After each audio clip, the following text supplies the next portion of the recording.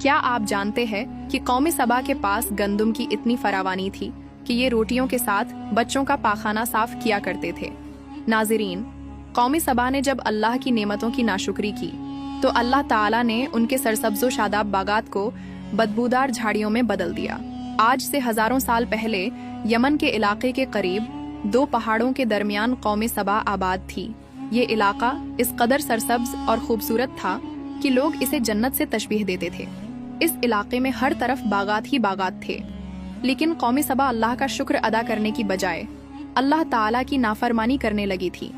کہا جاتا ہے کہ اس قوم کے پاس گندم کی اتنی فراوانی تھی کہ یہ روٹیوں کے ساتھ بچوں کا پاخانہ صاف کیا کرتے تھے اور اس پاخانے والی ناپاک روٹیوں کو ایک جگہ پر پھینک دیتے تھے۔ وہ غرور اور تکبر میں مبتلا ہو گئے تھے۔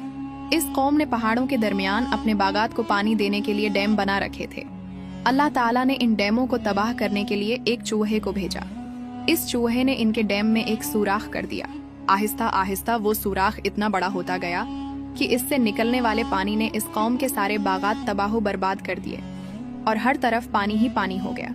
یہی علاقہ جو پہلے اپنے باغات اور نعمتوں کی وجہ سے جانا جاتا تھا، اس کے اندر کانٹے دار پودے اور کڑوے پھل اگنا شروع ہو گئے اور یہ قوم رہتی دنیا تک نشانی عبرت بن گئی۔